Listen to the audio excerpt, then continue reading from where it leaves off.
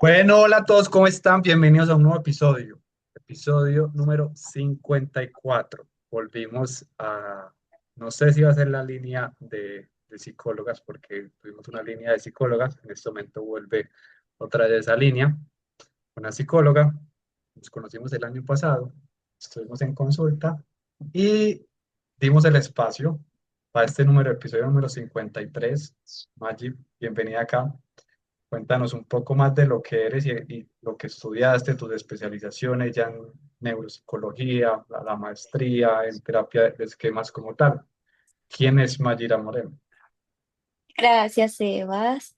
Bueno, yo siendo la número 54. Yo soy Mayra, soy psicóloga de la Universidad Politécnico Gran Colombiano, más o menos hace 7 años. Durante todo ese tiempo, después de graduarme, he estado formándome en algo que llamamos terapia de esquemas. Es un modelo muy integrativo desde ciertos autores de la terapia cognitivo-conductual y que se ha ido actualizando con diferentes terapias que hoy en día manejamos desde tercera generación, lo emocional, la aceptación y compromiso.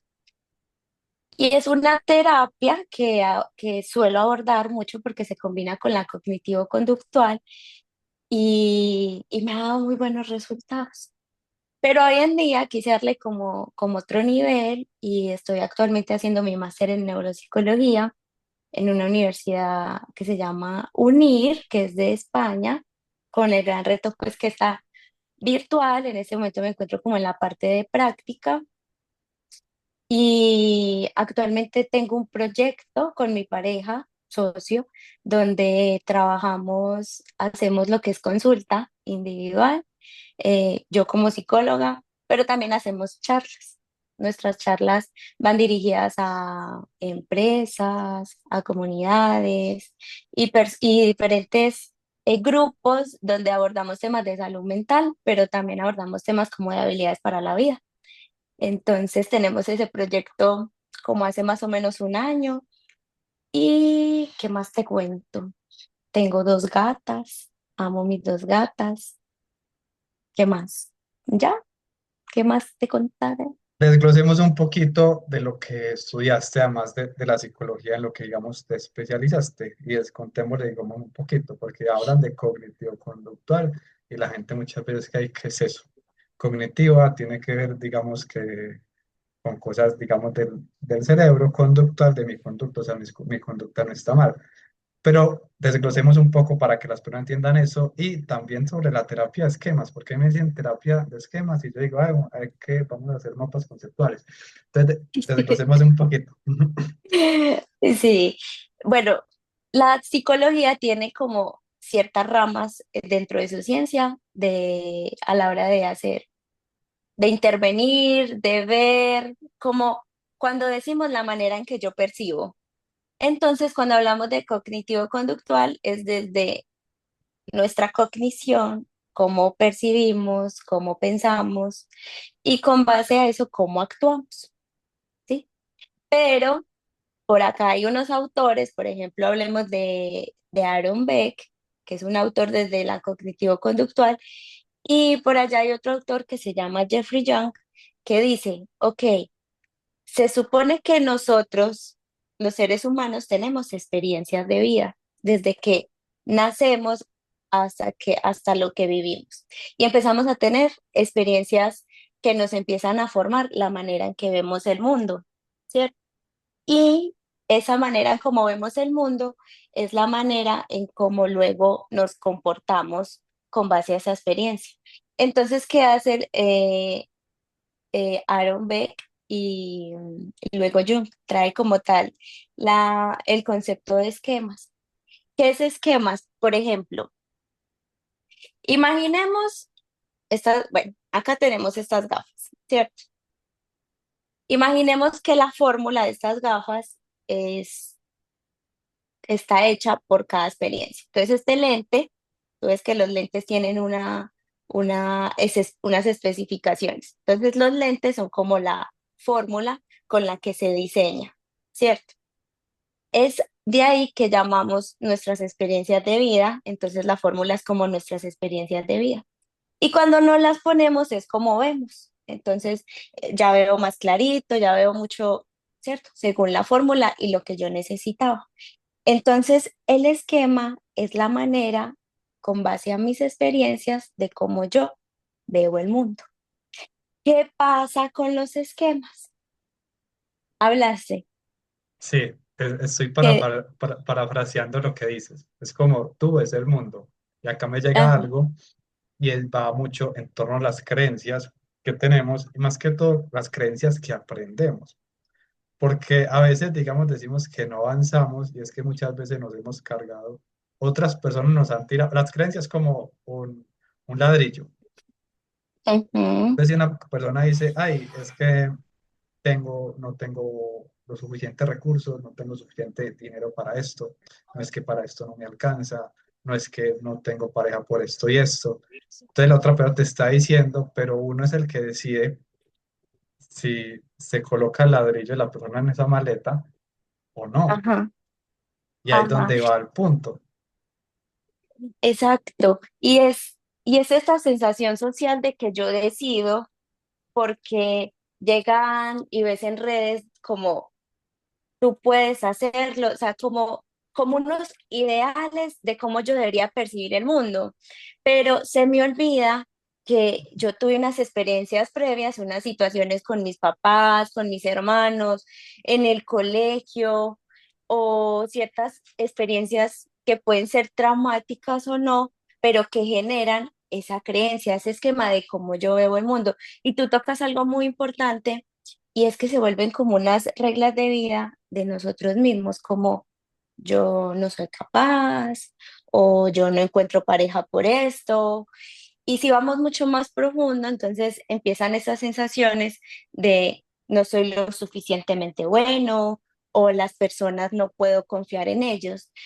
¿Qué pasa con el esquema? Que es como la formulita, es la manera en cómo yo veo el mundo. Y apareció ese esquema con la necesidad de protegerte. Imaginemos que esas gafitas te dicen, tú puedes llegar, un caso muy común es, digamos, en la violencia intrafamiliar, ¿cierto? Donde hay, no sé, tú eres violentado o una mujer, que es lo más común en la violencia hacia la mujer, entonces es violentada y hay una especie de apego a esa, Un abuso a sexual, por esa ejemplo. relación. Un abuso sexual tiene más connotaciones porque hay un trauma, ¿cierto? Ok. Pero entonces vámonos entonces al ejemplo del abuso sexual, por ejemplo, con mucho respeto, ¿cierto? No todo el mundo lo va a percibir de la misma manera, pero sí puede generar un esquema que llamamos abuso y desconfianza. Entonces se me genera la dificultad de confiar en los demás, porque tengo la creencia de que las personas van a abusar de mí, en el sentido de que cualquier cosa que yo haga, eh, por ejemplo, quiero ayudarte a conseguir un trabajo. No, este está esperando algo de mí, luego me va a dejar tirado, luego me va a lastimar, ¿cierto? Ese ejemplo que no solamente se puede dar en un evento traumático, sino en situaciones que vos repetiste y repetiste y repetiste, que tu cerebro lo codificó como una verdad absoluta, como el recuerdo. Y si nos vamos a cerebro, por eso te decía que para mí es una locura esta combinación de neuro y esta combinación de la psicología, las creencias y el esquema, es que nosotros tenemos en nuestro cerebro algo que se llama hipocampo. El hipocampo es la parte de nuestra memoria, ¿cierto?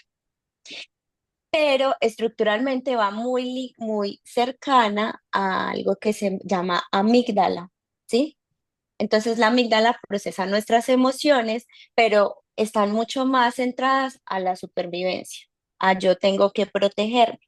Te pregunto, Sebas, ¿a qué nos tenemos, a qué el ser humano, de qué el ser humano se tenía que proteger no sé, cuando tenía, hace miles de años, cuando todavía no había una civilización. ¿De qué crees tú que el ser humano tenía que protegerse y cuál era su supervivencia? De los animales, no podía salir de noche porque tenía un riesgo, digamos, de que un animal lo comiera. De los depredadores, ¿cierto? Entonces tenía que cuidarse de los depredadores y tenía que alimentarse. Eso era lo que su cerebro decía, esto es supervivencia. A hoy en día, ¿qué crees tú que el ser humano tiene que sobrevivir? Y teniendo en cuenta que antes vio como estrategias, por ejemplo, si yo tengo que alimentarme, si yo tengo que cuidarme de un depredador, yo solito no puedo con eso. Y empezó a tener como comunidades, ¿cierto? A hoy en día el ser humano, hablemos, no sé, un escolar, alguien que está en el cole, de que tiene que sobrevivir El bullying de otros. de- del bullying. Entonces sería esta sensación de poder saber que pertenezco a un lugar, ¿cierto?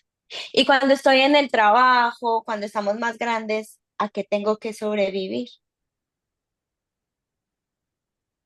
Cuando estamos más grandes. Unos 20, Sí, 25, no, 30. 20, 25, 30, más mucho, digamos, al, al pertenecer, porque tú quieres pertenecer, digamos, y ser sociable con alguien en esa edad, Ujú, o tener un reconocimiento. Muchas de veces en esa edad quieren un reconocimiento. así es. Entonces empieza a haber unas exigencias sociales en diferentes etapas de nuestra vida, ¿cierto? Entonces, ¿qué pasa?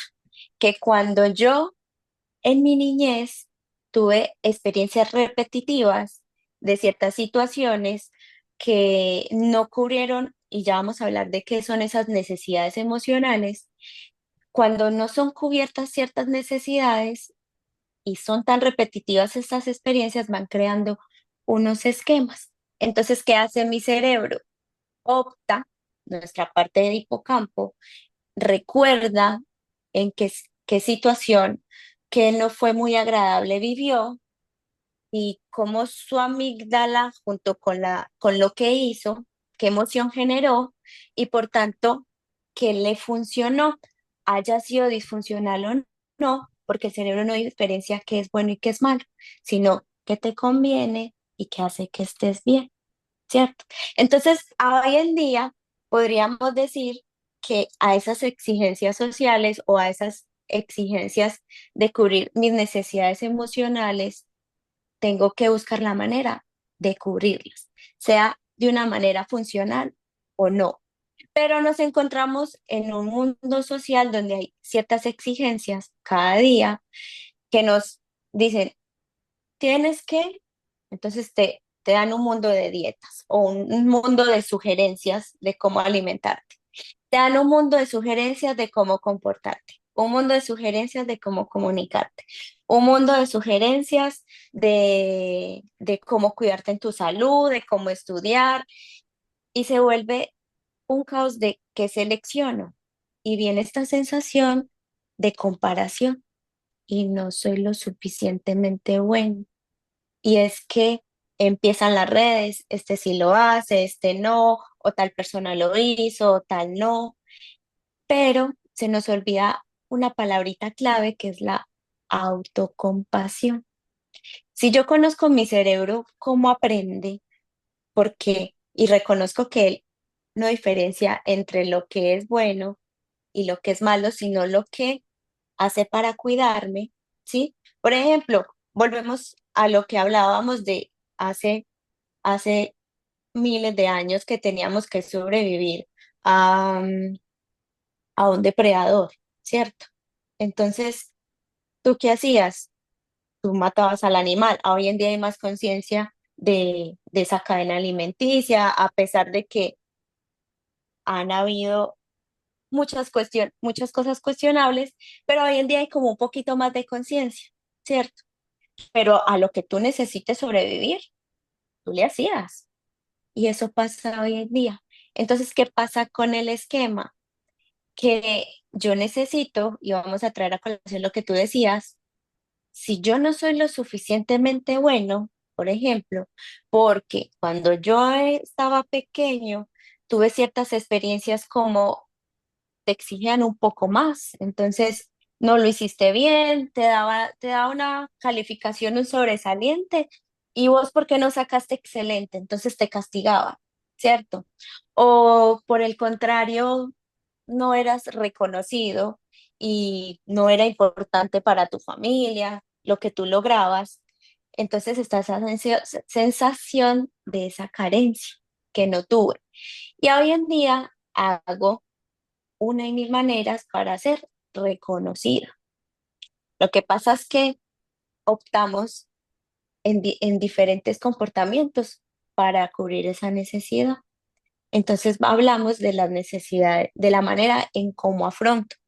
Y ahí se combina mucho esta parte de conducta y cognición. Lo que yo pienso me hace sentir y por tanto me hace actuar. Y a veces lo que yo pienso no es lo que me define, sino el esquema, es decir, la creencia con base a mis experiencias que me dicen cómo debería actuar para poder sobrevivir. ¿Cómo la ves? ¿Se entiende o está muy enredada? Tiene mucho, yo acá voy a desglosar un poco, digamos, lo que dijiste y se relaciona mucho con esa capacidad de nosotros que tenemos de ser libres y esa capacidad de elegir. Si yo pienso de que necesito pagar los servicios, pero siento una sensación de culpa, entonces voy a actuar de una manera no tan adecuada en torno a ese pensamiento que estoy haciendo. Entonces la idea es tener una sintonía entre lo que pienso y lo que siento para tener una acción acorde y coherente en lo que realmente quiero. Sí, pero ahí es donde vamos a la autocompasión, ¿cierto? Porque, ¿qué es lo que transforma esquemas? Que entenderlo, verlo, intentar educarse y comprenderlo no es tan fácil, pero se logra, ¿cierto? Porque tú le empiezas a ver la lógica a eso y empiezas a entender ciertas situaciones. Pero el esquema es tramposito y sientes. Es como, yo sé que esto me conviene. Ay, pero no, no lo quiero hacer y no lo hago. Entonces es como lo afronto. Entonces tendemos a ser muy racionales. Y si nos vamos desde el esquema, el sentir, pues, o vámonos más bien desde el cerebro, esta parte estructural. Resulta que acá tenemos algo que nos diferencia del mundo de los animales, y es que podemos razonar, ¿cierto? Podemos planificar, podemos ser flexibles, podemos cuestionarnos, pero hay como una partecita, no es importante el nombre, pero una partecita que llamamos órbito frontal, dorso lateral, unas partes del cerebro que una es como mucho más racional, como que quiere interpretar, entender, pero hay otra partecita que es como más emocional, ¿sí? Entonces ahí es donde decimos, es que yo tengo cierta intuición o tengo tal emoción, pero no era para tanto, ¿cierto? Entonces nunca podemos eliminar lo que es la razón y la emoción.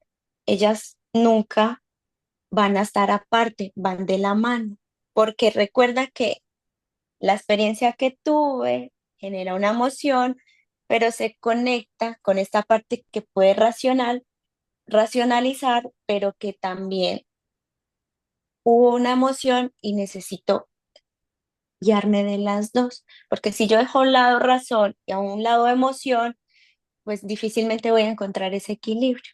Entonces eso es lo que solemos hacer en terapia, unificar esas dos, ese punto de vista, pero también ser un poquito compasivos con esa emoción y esa experiencia. Y si nos vamos mucho más para estas personas que nos estén escuchando, que son más racionales, que necesitan más Yo, como esas pruebas, que solemos ser muchos, ¿cierto?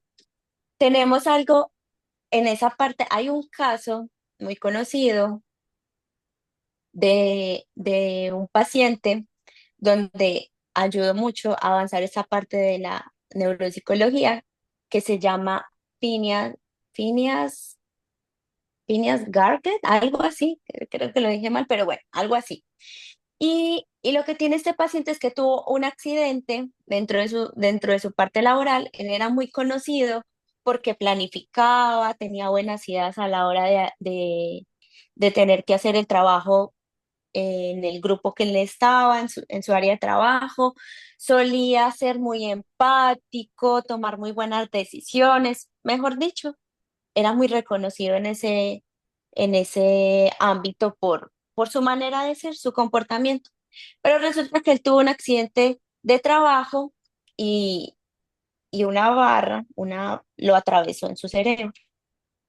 Entonces, al atravesarlo, tocó estas dos áreas que te hablé de esta parte de nuestro cerebro, la que nos dice qué planificamos, qué decisiones tomamos, pero la que también dice cómo nos comportamos. Y él ya parecía como muy, ya después de su recuperación, se veía que hablaba muy bien, que podías tener conversaciones con él, que racionalizaba mucho, que entendía muchas cosas, pero empezó a quedarse sin trabajo, empezó a tener problemas, a distanciarse de su familia. Y es que empezó a tomar decisiones, como decimos, malas decisiones. Pero entonces era porque él tenía esta idea de que tenía que hacerlo bien, pero al fin y al cabo dejó a un lado porque estaba afectada esa parte de su cerebro, en su parte emocional. Entonces este personaje o este personaje, no este paciente, nos trae mucho a colación esta, esto que nos dice, ok, razón y emoción no pueden ir nunca o sea, no pueden ir nunca desfragmentados, van juntos. Pero resulta que el esquema nos dice que nos tenemos que proteger, ¿sí? Y con algo que yo haya vivido, pues me tengo que cuidar y tengo que enfrentarlo de alguna manera, tengo que lidiar con eso. Y esquema nos trae algo que es una manera en cómo lo afronto. Entonces, tenemos, por ejemplo, dentro de la literatura hablamos de tres maneras de afrontar. Vamos a poner una situación y te doy el ejemplo. Dame tú una situación X que uno diga, ok, lo puedo afrontar de tal manera, tal manera, de tal manera. Pero esa situación donde genera ese malestar, ¿qué situación se te viene a tu mente? digamos, tomar una decisión de termino o no termino una relación, sea de amistad o de pareja. Ok, entonces termino una relación o no de pareja. ¿Por qué crees tú que, vámonos un poquito más a esa situación, que tengo que terminar esa relación porque es que me está pasando? Yo qué sé, dime tú. Porque no soy suficiente. Porque no soy suficiente. Vámonos más al ejemplo. Esa es la cognición. ¿Qué, qué pasa para que pensemos que no es suficiente en esa situación común? ¿Qué se te ocurre? Así muy general. Que no valora la persona lo que uno da. Ok, entonces está esta persona em, trabajando y está en su proyecto y la otra pareja le dice, venga, ¿y usted cuándo va a hacer lo que usted dijo que iba a hacer? O, o porque no me aporta un poco más. Algo así, esa situación tal vez. Sí, no, más bien, sí, no, o sea, a lo que me refiero cuando no valoro lo que uno da, uno le Ajá, da a la otra persona y la otra persona, uno no ve como esa reciprocidad del otro, ok. sea, Entonces le sea el doy, tiempo, por ejemplo. Entonces sacrifico mi tiempo, no salgo con mis amigos, estoy más contigo, pero tú por el contrario sí saliste con tus amigos, yo por el contrario dije, no voy a ir a un viaje sola, sino que voy a ir a un viaje más económico y voy a pagar por los dos, y a este le salió un viaje y se fue y no pensó en mí. Como esas cosas, algo Sí, así. Ok, entonces vamos a esas situaciones. ¿Qué sería el esquema? Yo no soy lo suficientemente bueno, no soy importante para él o ella, no valora lo que yo hago, no va a estar para cuando yo lo necesite. Tengo que dar más para que me vea o valore lo que yo hago, ¿cierto? Entonces empiezan como unas creencias o unos mensajes como muy autodirigidos, muy exigentes, ¿cierto?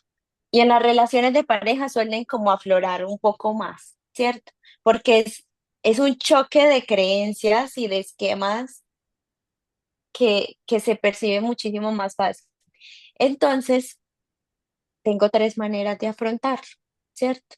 Que vienen automático, pero es como para ir entendiendo cómo a veces esos pensamientos, esas emociones nos llevan a actuar o a comportarnos o escoger la mejor manera de afrontarlo. Entonces, tengo esta sensación de, bueno, como esta sensación de no le voy a decir nada, mejor sigo haciendo las me cosas, callo, mejor me callo y sigo haciendo. mejor Está. me callo, no quiero incomodar, em, yo puedo con eso, o si me termina, pues ya voy a tener otra pareja. mm, todos van a ser iguales, todas van a ser iguales, ¿cierto? O tengo la sensación de mejor evitar. Ah, ¿para qué le digo? Más bien, más bien me voy a ir. Sí, eso que hizo me incomodó, pero eso me molesta, me hace sentir bien, me hace sentir mal, pero lo evito. Otra relación, no. Tiendo a sabotear. Entonces, más bien evito, me alejo, no hablo. Y muchas veces en la habitación viene algo genera una amnesia más rara. A eso así, como que todo se me olvida, todo es perfecto, a mí no me ha pasado absolutamente nada, no tengo problemas en ningún momento y genera una evitación. Es una manera de protegerse, ¿cierto? Entonces, como decimos que emoción y razón no se alejan, entonces más bien no pienso, porque si no pienso, si no enfrento o si no hago, pues no voy a sentir y me evito. ¿Y qué hace mi parte, mi cerebro? Me protege, se le olvida sin darse cuenta. ¿Te ha pasado alguna vez, Sebas, como que se te olvida? Se olvida y ahí viene lo que hablamos al inicio, que es el tema del apego. Ok, ¿cómo que? ¿A qué te Evito refieres? eso, evito esa situación, se me olvida, evito y salto ese conflicto y lo meto debajo de, del tapete y sigo metiendo cosas debajo del tapete hasta que en un momento voy caminando y me tropiezo y me caigo. Hasta que en un momento puede suceder que sobrecompenso. Te cuento que, bueno, por ejemplo, tengo un paciente que lleva un tiempo con una situación, y cuando digo un tiempo viene desde su infancia, adolescencia, tal, con una situación que, que es conflicto para él, obviamente, y que llegó ese esquema de tengo que aguantarme, tengo que hacerlo, si no las personas se van a alejar de mí, ¿cierto? Pero a veces es agotador. ¿Y qué hago yo? ¿Qué hace su cerebro? Entonces vamos a esta parte de evito. Entonces, ¿cómo solemos evitar y cómo logro olvidar? Entonces vemos consumos, ¿sí? Vemos exceso de ejercicio, vemos muchos viajes, compras compulsivas, vemos, ¿sí? O me alejo de las personas, o me centro mucho en algo que me haga olvidar. Como esta sensación de no estoy disponible o necesito lidiar tanto con eso que hay un mayor riesgo en consumo, ¿cierto? En sustancias psicoactivas, licor, o esto también se nos vuelve adictivo de cierta manera. Busco alguna manera de lidiar con eso, pero hay cosas que se acumulan, hay cosas que con las que vos necesitas lidiar. Y llega un detonante, por ejemplo, puede ser una muerte de un ser querido, una pérdida de un trabajo, un engaño tal vez, o por el contrario, lo que evité en esa relación, la otra persona sí lo confrontó. Entonces es como cuando llamamos una sacudida, como decimos, pues pucha, esta situación me alcanzó y se vuelve un detonante. Y ahí es donde decimos que tendemos a posiblemente a sobrecompensar y que sobrecompensar esa actuación de ese enojo, esa manera en que lo expreso, donde ya ha pasado como que, ay, estás tan irritado, todo te enoja, usted ya no es el de antes, usted porque es así, ¿cierto? Porque los límites deben de ser saludables, se vuelven un poco más agresivos, más hacia el otro. Y al final estoy satisfaciendo mis necesidades emocionales. No, porque estoy alejando y ya me estoy haciendo que me perciban como una persona agresiva, que no se le puede hablar, que me alejo. O por el contrario, empiezo a tener síntomas ansiosos, síntomas depresivos o síntomas de ciertas dependencias a sustancias u otro tipo de cosas. Y ahí es donde decimos que hay una brechita y una línea entre una una experiencia repetitiva o un esquema o ya una patología, ¿sí? Entonces, cuando yo tengo esos tres estilos de afrontar, yo tengo que echar ojito, ok, de que me estoy protegiendo, mi cerebro que aprendió que tengo que hacer, pero a esto hay que resaltar mucho, Sebas, lo que llamamos autocompasión. ¿Crees tú que es autocompasión? Hay varias cositas que tocaste acá, iba a decir algo sobre eso, que una de las mejores formas para evitar esa sobrecompensación y esas reacciones es la autocompasión, el sentirnos suficiente, el también soltar un poco ese control, controlar un poco más que lo externo, los juicios internos y los juicios que coloco frente a los demás, en decirse a uno, Ujú. lo estoy haciendo bien, lo estoy haciendo bien lo Ajá. suficiente, no sé por qué estoy reaccionando a esto, entiendo lo que me está protegiendo y también hay otro punto muy importante que lo había colocado aquí y es la impermanencia. Todo hasta este episodio tiene un inicio y tiene un final. Todo tiene un inicio y un final y hay que aceptar eso. Hay que aceptar que todo tiene un inicio, todo tiene un final. Y más que una muerte, es una transformación interna Ujú, que necesitas para avanzar. Entonces, ujú. entender eso, y aquí coloco, digamos, un autor, un filósofo que se llama Schopenhauer, no sé si lo has escuchado. Él es muy Tosca. radical, pero en ese radicalismo dice cosas muy ciertas. Y es que todos los seres humanos, el sufrimiento siempre va a estar. Y la mejor forma de como dejar a un lado ese sufrimiento es tener autocompasión. Porque siempre vamos a tener, o sea, siempre que estemos acá, vamos a tener una voluntad de desear algo o un nivel de aferrarnos a algo. Y si lo cumplimos, vamos a querer algo más. Si tenemos la casa, queremos una casa mejor. Si tenemos un carro, queremos un carro mejor. Si tenemos una carrera profesional, queremos la maestría. Pero en ese proceso, si no nos damos compasión y no logramos la maestría, es donde nos damos duro, es donde comenzamos a Ujú, reaccionar. Y ahí así vienen los es, límites, que también así los es. hablamos en un episodio, digamos, de los que hemos hablado con Carlos, los límites. Muchas veces uno quiere ponerle los límites a los otros, pero es que los límites, uno es el que se pone sus propios límites, y si uno no se pone los propios límites, entonces va uno sin límites afuera, que pues, si uno no tiene límites, digamos, en el control de su dinero, normalmente lo que le entra se va a ir y va a decir, no tengo para ahorrar. Ujú, así es. Pero por eso hablamos de algo y, por ejemplo, que nosotros hacemos mucho en nuestro proyecto que te dije cuando hacemos las charlas, de esas habilidades que tenemos para la vida, que son muy mencionadas, que la OMS las pone y un mundo de instituciones que nos ayudan para enfrentar situaciones de nuestra vida, es ese conocimiento a mí mismo. Y a veces ese tengo que aceptar, lo estoy haciendo bien o tengo que entender, tengo que conocerme un poquito.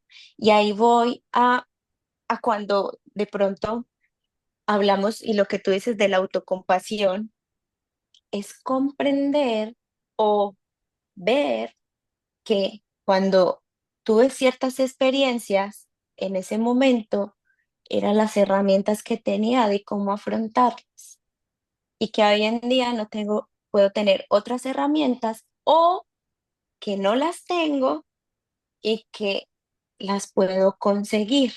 Entonces, también vamos, por ejemplo, vámonos otra vez a las personas muy racionales, el cerebro.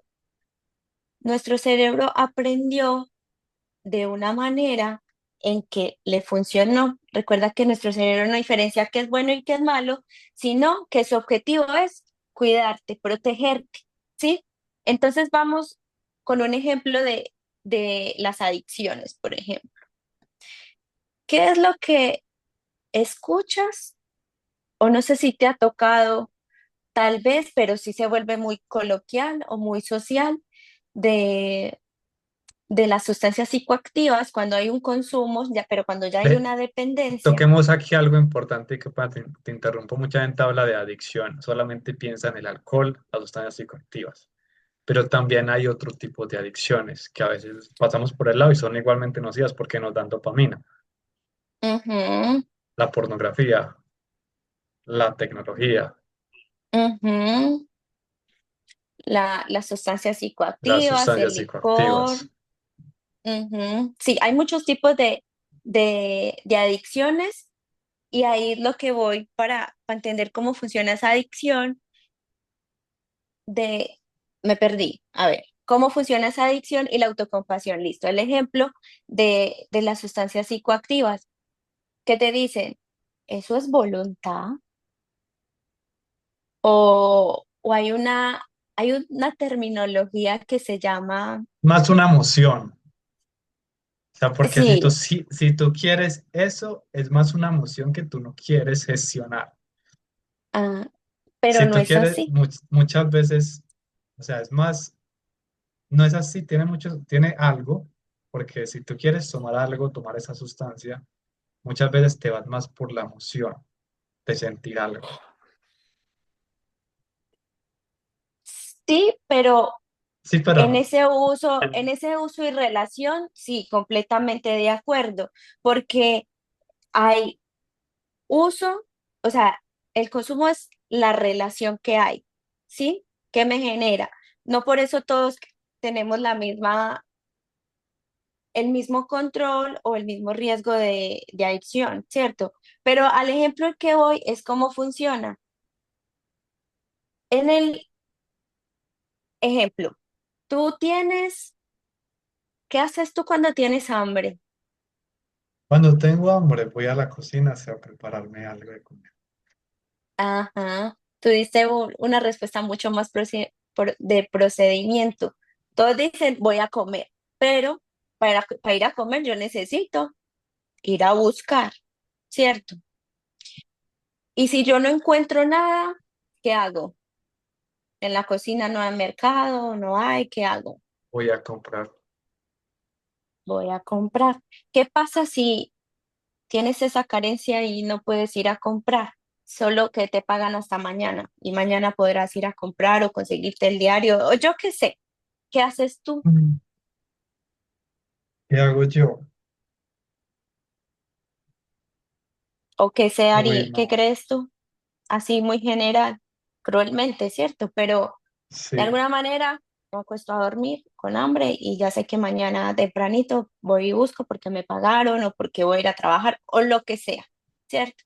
sí, Pero hay una regulación, ¿cierto? Hay una regulación. Obviamente si vamos a extremos ya serán otras cosas, pero eso es otro tema. La cuestión es que hay una regulación. ¿Qué pasa cuando tengo ciertas situaciones en pico emocionales? Y la manera de afrontarlo va a ser esta parte evitativa, mucho más complaciente, más autotranquilizadora. Cuando tú vas y comes y se te satisfaces, ¿qué te sientes? ¿Cómo te sientes? bien, Satisfecho. satisfecho. Me siento bien. ¿Qué significa? Que cada vez que yo tenga hambre, automáticamente mi cerebro ya sabe qué hacer. Se levanta, va a la cocina, abre la nevera, si no hay plan B, va y busca, ¿cierto? Y si no hay, ya sabe que para la próxima va a coger y va a guardar un poquito más, mejor dicho, o va a tener este auxilio, busca estrategias para conseguirlo y para poderse estar bien, ¿cierto? Satisfacer esa necesidad fisiológica. Y hay algo que tenemos que se llama una memoria de procedimiento, procedimental. Sí, esa memoria va muy conectada desde memoria, que es hipocampo, esa parte de amígdala, emoción que siento, ya otras partes de lo que tenga las necesidades como tal, y una partecita de acá de nuestro cerebro que controla como esas sensaciones y esos movimientos, ¿cierto? Entonces, vamos, necesidad, ¿qué hago y qué aprendí? Entonces, ¿qué pasa en el consumo? Cuando ya se vuelve una adicción, que es automático. Así mi razón sepa que debería hacer otra cosa, es que yo leí esto, es que vi en estas redes, es que el filósofo dijo que hay que aceptar. Sí, eso es muy bueno, pero necesito ser compasivo de ver y entender que yo tuve unas experiencias que me llevaron a. Entonces es muy automático. Entonces mi cerebro no sabe qué es bueno y qué es malo. Él va a coger y automáticamente cuando tuve una situación traumática o una situación y volvió a suceder, tengo que terminarle a mi pareja porque estoy sufriendo, porque no me valora, ta, ta, ta, ta, ta. Entonces empiezo a sentir estos síntomas ansiosos o algo y si es el caso de la adicción, de alguna u otra manera tengo que tranquilizar. Y como mi cerebro ya sabe cómo se satisface, entonces va automáticamente a saber qué hacer. Y si no lo consigue, de alguna otra manera, va a ir a buscarlo, porque ya tiene que tener plan B, plan A, plan B, plan C. Y si no lo consigue, entonces hay una desregulación emocional, ¿cierto? Eso con consumo, pero, perdón, con adicciones, pero puede pasar mucho en en nuestro diario, en nuestra vida, ¿sí? Eh, Estoy acostumbrado a que las personas tienen que hacer lo que yo diga, demande, ¿sí?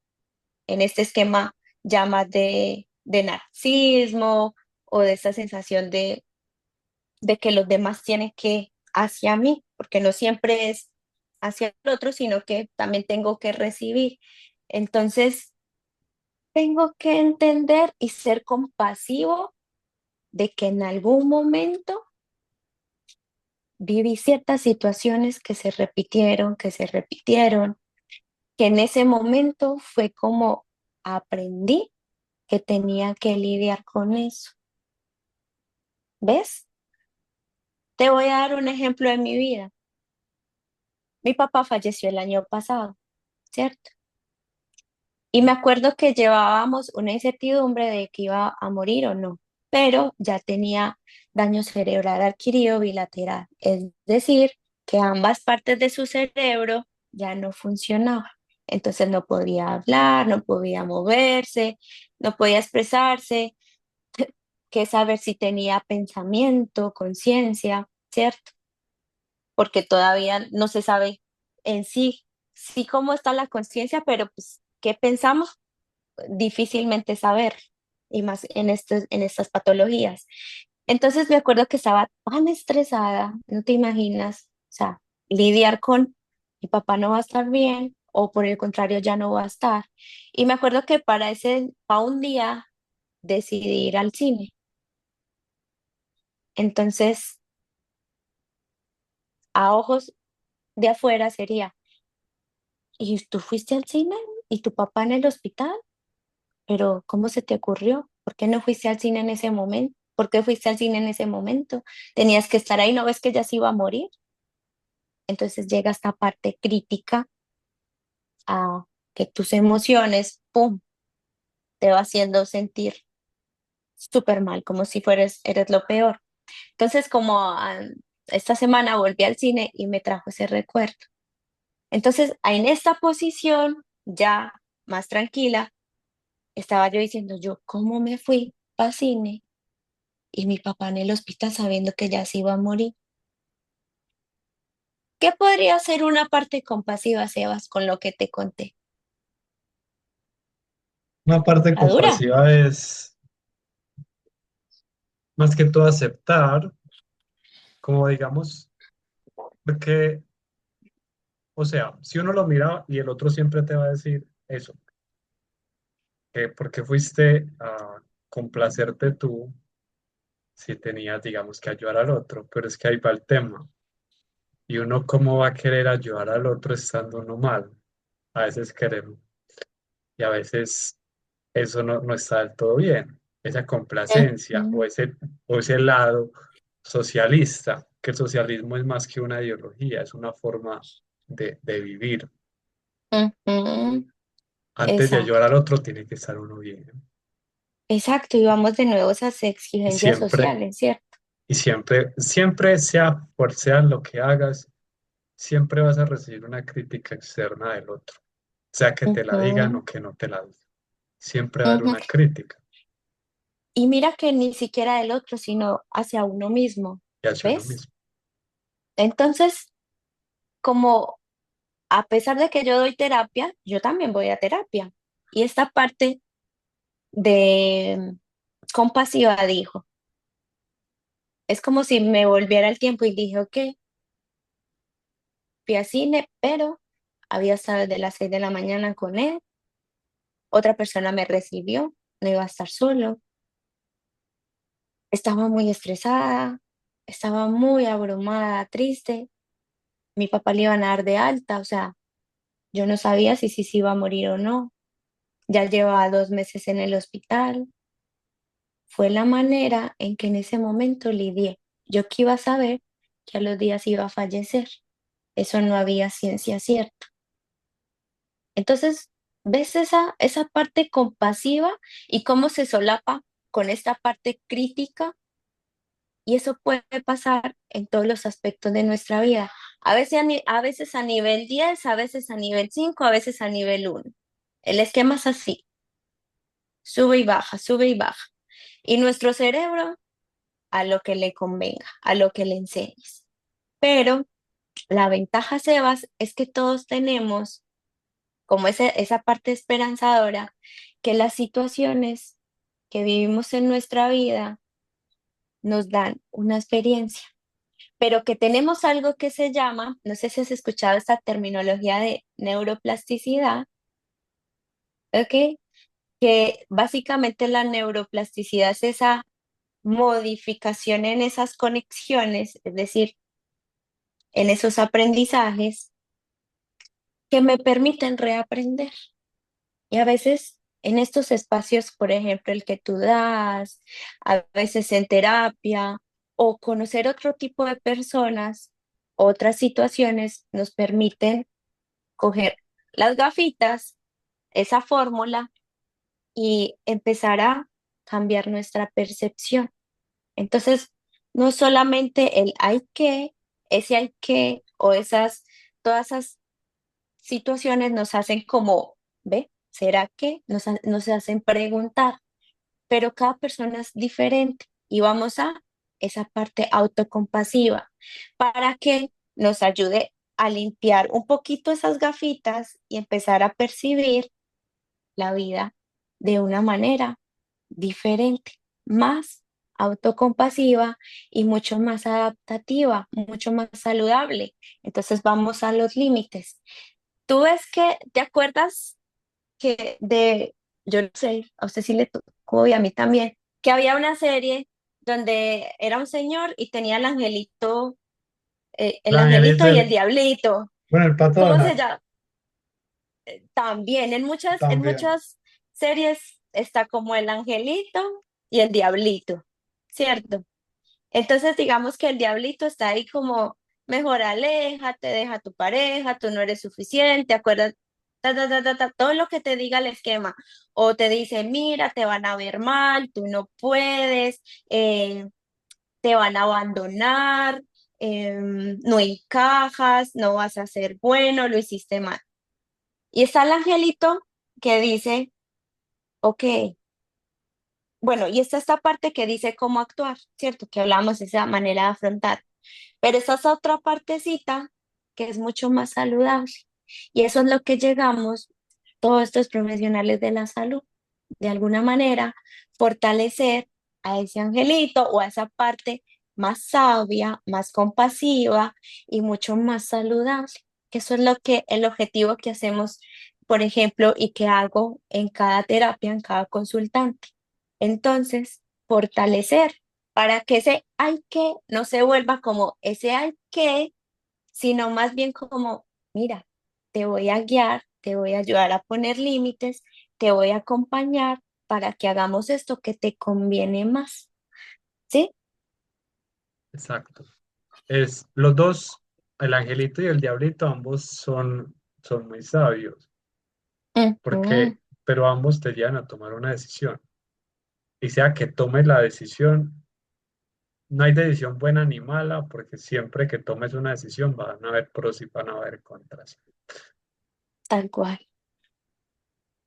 Bueno, estamos llegando al final. Me gustan mucho estas dos preguntas finales y es, ¿qué le diría la Mayra de hoy a la Mayra del pasado o a la niña sobre alguna situación en especial de todo lo que hemos Uy, hablado? me tiraste duro esa pregunta, porque es una que es lo más difícil que uno tiene, ¿cierto? Es lo muchísimo más difícil de esa parte de hoy en día a esa parte más vulnerable de uno. Pero yo le diría que tranquila, que con calma, un día a la vez, que ahí vas aprendiendo. Y que lo que no hiciste, pues hagámoslo y ya. Lo más importante, porque mi parte de afrontarlo es muy evitativa. Entonces, como, hey, pequeñita, no me ignores, no la ignores más, préstale atención a qué necesita. Eso le diría. Bien. Dame dos números, del 1 al 22. Bendito. El 22 y el 3. 22 y 3. Bien, son mensajes de un oráculo. El primero son para ti, para las personas que lo escuchen y se resuenan con él. Hable más de reflexión de nosotros mismos, una reflexión personal. El otro, a tomar acción. El 22 habla de autoconcepto. Yo busco autoconcepto. Ok, Tus pensamientos crean la imagen que tienes de ti mismo. Todo lo que piensas y crees sobre ti, veas cómo se relaciona con lo que estamos hablando. Todo lo que sí, se piensas y crees relaciona. sobre ti forma la manera en que te trata y te relacionas con el mundo. Por ejemplo, si te repites que eres tímido o tímida para relacionarte con los demás, ese pensamiento genera un sentimiento de inseguridad, ese sentimiento se convierte en una acción de evitar expresarte, esa acción se vuelve un comportamiento habitual y con el tiempo refuerza la creencia de que no eres bueno o buena para Mm, comunicarte. Así terminas proyectando una imagen limitada de ti ante el mundo. Este mensaje llega a ti ujú. para recordarte que puedes reprogramar todo aquello que te ha limitado hasta ahora. Tienes el poder de crear una nueva versión de ti más alineada con la vida que realmente deseas. Reflexión. ¿Cuándo fue la última vez que dijiste que no eras capaz de hacer algo? Y si hoy te atrevieras a intentarlo, ¿qué pasaría? Genial, mira qué relación tiene. Y si no, pues nosotros les ayudamos. Tal cual. Muy relacionada. Tal cual. Ese 3. Autoconcepto. autoconcepto. Que lleva a... Vea que va muy relacionado porque habla de timidez y de comunicación y esta de tomar acción es de socializa. Exprésate con autenticidad.